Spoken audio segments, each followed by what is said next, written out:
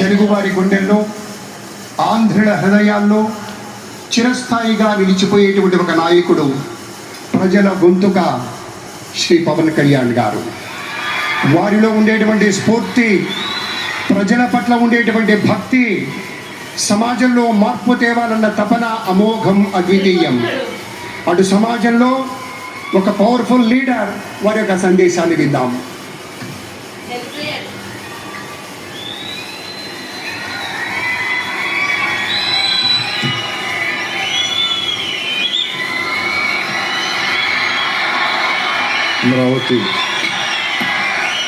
అమరావతి పునఃప్రారంభం సందర్భంగా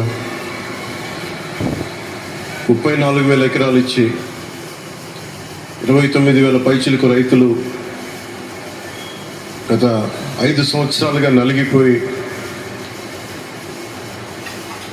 ఇక్కడికి వచ్చి రోడ్ల మీదకి వచ్చి ముళ్ళ కంచెల మధ్యలో కూర్చొని పోలీసు లాఠీ దెబ్బలు తిని కేసులు పెట్టించుకొని ఇంట్లో పెద్దవాళ్ళని కానీ చాలామందిని 2,000 పైచిలకు రైతులు ప్రాణాలు కోల్పోయి మీరు నలిగి బాధపడి మీ కన్నీళ్ళు తుడిచే వాళ్ళు ఉన్నారా ఆ రోజునని చాలాసార్లు మహిళా రైతులు నన్ను అడిగారు. ఇది గౌరవ ప్రధానమంత్రి శ్రీ నరేంద్ర మోదీ గారికి తెలుస్తుందా అని ఒకసారికి 5 సంవత్సరాల క్రితం మీరు అడిగారు. నేను ఆ రోజు ఆయనకి తెలియకుండా ఏది ఉండదు, అమరావతి శాశ్వత రాజధానిగా ఉంటుందని ఆ రోజు మేమందరం కలిపి మాట ఇచ్చాం. ఆ ఇచ్చిన మాట ప్రకారం ఈ రోజున గౌరవ ప్రధానమంత్రి గారి చేతుల మీదుగా మళ్ళీ ఇంకొకసారి పునఃప్రారంభం జరగబోతుంది. ఇది ఆది శంకరాచార్య 1237వ జయంతి సందర్భంగా తిరిగి అమరావతి పునఃప్రారంభం కావటం చాలా ఆనందాన్ని కలగజేస్తుంది. మనందరం 5 కోట్ల మంది ప్రజలకి సంబంధించి ఇది ఒక హబ్, ఇది సెంటర్, నర్వ్ సెంటర్. అంటే మనందరికి సంబంధించిన ఇల్లు ఇది. మనందరం ఎవరిని అడుగుతున్నామంటే ఒక ప్రధానమంత్రి గారు పూర్వం సన్యాసాశ్రమంలో ఉన్నప్పుడు ఆయనకి అనికేత్ అనే పేరు పెట్టారు. అనికేత్ అంటే అర్థం పరమశివుడు, ఇల్లు లేనివాడని. అలాంటి ఇల్లు లేనివాడు, కుటుంబం లేనివాడు 5 కోట్ల మంది కుటుంబాలకు, 5 కోట్ల మంది ప్రజల కోసం, ఎన్ని కోట్ల కుటుంబాల కోసం మనందరికీ రాజధానిలో ఒక నగరం నిర్మించడానికి, ఇల్లు నిర్మించుకోవడానికి ఇల్లు లేకుండా 140 కోట్ల మంది ప్రజల బాధ్యత తీసుకొని కశ్మీర్ నుంచి కన్యాకుమారి వరకు,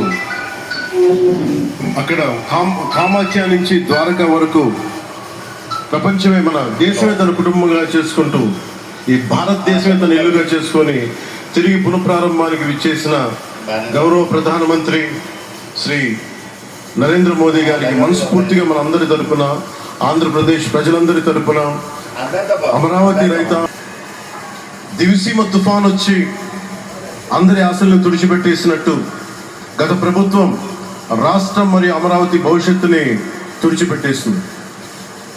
అమరావతి అంటే పరదాలు, సెక్షన్ 30, సెక్షన్ 144 మాత్రమే గుర్తుకొచ్చేలా పనిచేశారు.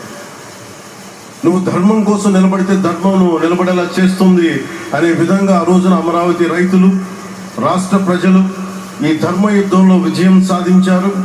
రైతులు ఇచ్చిన 11,000 ఎకరాల భూమిని త్యాగం చేసి వారి సంకల్పం, 33,000 ఎకరాల భూమిని త్యాగం చేసి వారి సంకల్పం ఫలితంగా ఈ రోజున ఆంధ్రప్రదేశ్ రాష్ట్ర రాజధాని ఆవిర్భవించింది.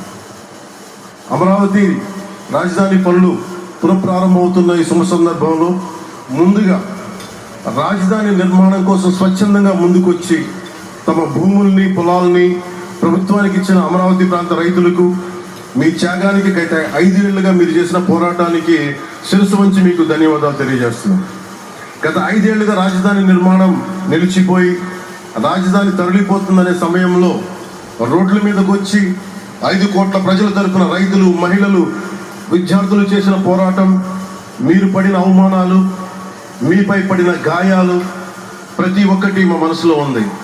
ఆ రోజున దివ్యాంగులు కూడా లాఠీ దెబ్బలు నా గుండెలు ఇంకా సజీవంగా ఉన్నాయి. ఆ బాధ మేము మర్చిపోలేదు, ఎవరిని మర్చిపోనివ్వలేదు. అందుకని దానికి సజీవ సాక్షి ఈ రోజున తిరిగి పునఃప్రారంభానికి గౌరవ ప్రధానమంత్రి గారు రాక, ఆ రోజున మహిళలు విద్యార్థులు చేసిన పోరాటం, మీరు పడిన అవమానాలు, మీపై పడ్డ గాయాలు ప్రతి ఒక్కటి మనసులో ఉంది.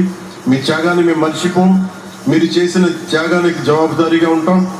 బాధ్యతగా అమరావతి నిర్మాణం జరిగేలా సాయశక్తుల ఈ కూటమి ప్రభుత్వం కృషి చేస్తుంది. అమరావతి రైతుల త్యాగాలను హృదయపూర్వకంగా స్మరించుకుంటూ వారి ప్రతినిధులుగా ఇక్కడికి విచ్చేసిన రైతులకి నా ప్రత్యేక నమస్కారం. ఈ పోరాటంలో వారికి ప్రతినిధులుగా సన్మానం అందుకుంటున్న మహిళా రైతులు పాత్ర, ప్రత్యేకించి అమరావతి మహిళా రైతుల పాత్ర చాలా అభినందనీయం. మీరు ఎంత నలిగారు, మీరు ఎంత రోడ్ల మీదకి వచ్చారు. మగవాళ్ళు ఆపేస్తే ఆడపడుచులు బయటకు వచ్చి తిరిగి పౌరుషం చూపించారు, ఆంధ్ర పౌరుషం చూపించారు. మీరికి నా ప్రత్యేక అభినందన. వాళ్ళు చూపిన సాహసం, సహనం అందరికీ ప్రేరణగా నిలుస్తాయి. వేదిక మీద ఉన్న నా మంత్రివర్గ సహచరులకి, గౌరవ ప్రధానమంత్రి శ్రీ నరేంద్ర మోదీ గారికి, విజనరీ అయిన గౌరవ ముఖ్యమంత్రి శ్రీ నారా చంద్రబాబు నాయుడు గారికి, సోదరులు లోకేష్ గారికి, గవర్నర్ గారికి ప్రత్యేకించి నా హృదయపూర్వక నమస్కారాలు, ధన్యవాదాలు తెలియజేస్తున్నాను. అలాగే ఇతర సహచరులకు, సభకు హాజరైన వారికి, రాష్ట్ర ప్రజలకు కూడా నమస్కారాలు తెలియజేస్తున్నాను. ఇక్కడ రైతులు భూమిని మాత్రమే ఇవ్వలేదు, రాష్ట్ర భవిష్యత్తును నిర్మించే ఆశలను, విశ్వాసాన్ని ఇచ్చారు. కానీ 5 సంవత్సరాల్లో గత ప్రభుత్వం ఆ త్యాగాన్ని అవమానించింది. 3 రాజధానులు అస్తవ్యస్త విధానంతో ప్రజల విఘ్నతని, అమరావతిని అగౌరవపరిచింది. ఈరోజు ఈ వేదిక నుండి మేమందరం మీకు హామీ ఇస్తున్నాం, అమరావతి మళ్ళీ ఒక ప్రపంచ స్థాయి సర్వశ్రేష్ఠ రాజధానిగా ఆవిర్భవిస్తుంది. అమరావతి ఒక ఆర్కిటెక్చరల్ జోన్, ఒక కాంక్రీట్ జంగిల్గా మిగిలిపోకుండా జవాబుదారీతనం, న్యాయం, ప్రజాస్వామ్యానికి ప్రతీకగా నిలవాలని ఆకాంక్షిస్తున్నాం. కేంద్రంలో రాష్ట్రంలో స్థిరమైన ఎన్డీఏ ప్రభుత్వం ఏర్పడిన కారణంగా అభివృద్ధి కార్యక్రమాలు వేగంగా సాగుతున్నాయి. మేనిఫెస్టోలు ఇచ్చిన హామీలన్నీ దశల వారీగా బాధ్యతాయుతంగా అమలు చేస్తున్నాం. కేవలం మ్యాచింగ్ గ్రాంట్స్ ఇవ్వని కారణంగా గత ప్రభుత్వం రాష్ట్రం కేంద్రం నుంచి పొందాల్సిన 1000 కోట్లు నష్టపోయింది. కానీ ఈ ప్రభుత్వం కోఆపరేటివ్ ఫెడరలిజం స్ఫూర్తితోటి, పరస్పర సహకారంతో పనిచేస్తున్నాం. రాష్ట్రంలో రహదారులు, రైల్వే, పారిశ్రామిక రక్షణకు సంబంధించి ఈ రోజున ఒక మన అమరావతి కాకుండా రాష్ట్రంలో రహదారులు, రైల్వే, పారిశ్రామిక రక్షణకు సంబంధించి ఈ రోజున 1,07,00,000 కోట్ల విలువైన అభివృద్ధి పనులకి ప్రధాని గారు శంకుస్థాపనలు, ప్రారంభోత్సవాలు చేస్తున్నారు. రాయలసీమలో గుంతకల్ రైల్వే, గోరంట్ల హైవే లాంటి వివిధ కార్యక్రమాలకు, ఉత్తరాంధ్రలో పిఎం ఏక్తా మాల్ లాంటి వివిధ పనులకు ఈరోజు శంకుస్థాపన, ప్రారంభోత్సవం చేస్తున్న ప్రధానమంత్రి గారికి నా హృదయపూర్వక కృతజ్ఞతలు.